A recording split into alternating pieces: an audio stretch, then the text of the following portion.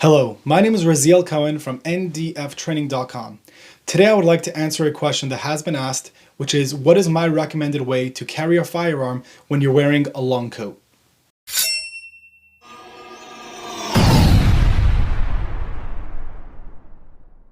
Religiously, we wear a garment called a kapata, which is pretty much a long coat. This also applies to if you're wearing a suit jacket or if you're wearing a winter coat in general. These are both going to be helpful tips that will be able to help get access to a firearm quickly while still being able to maintain your regular look.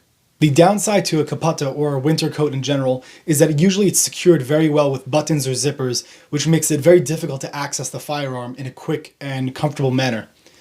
A lot of people have the idea that what they'll end up doing is just ripping the buttons off to be able to access their firearm. Although that might seem like a very good idea, the two issues that come up is, first of all, how often are you able to train like that so you could actually get proficient with that motion? And also, you can't really assume that every single time you try to do that, it's going to be completely clear. You need to be able to have a consistent way of being able to access your firearm that won't harm you and will give you proper access to it.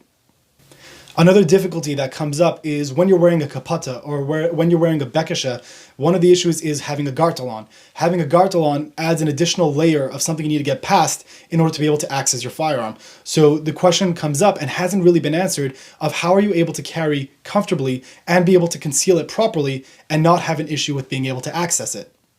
When I first started wearing a kapata, I was trying to figure out a better way to be able to carry a gun and be able to use it comfortably. I've tried everything from regular 3 o'clock position to shoulder holsters, but all those came up with some form of issue that didn't make it actually realistic for me to be able to use. So then I came up with a simple modification that you could do to your kapata, which is not only beneficial for someone who's trying to use a gun, but beneficial in general. If you wear a kapata, one of the things you'll know very quickly is that the buttons fall off very easily. They're not very properly secured. So this resolves both the issue of comfort and the availability to access your firearm. Button snaps.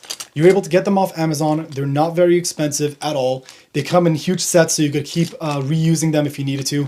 The benefit of these are so much that you're able to quickly take off your kapata in general, and it makes it much more comfortable. It reduces the chances of your regular kapata button falling off, and it makes it much easier to be able to access a firearm.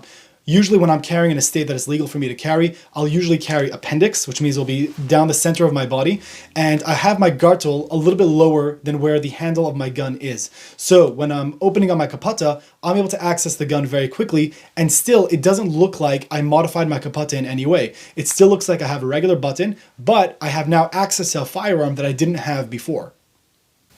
If what I've said makes sense, please share it with someone you know that might find this to be helpful. If you have any questions, please feel free to reach out to us on our website at ndftraining.com and also follow us on our social media for other tips and tricks for the future.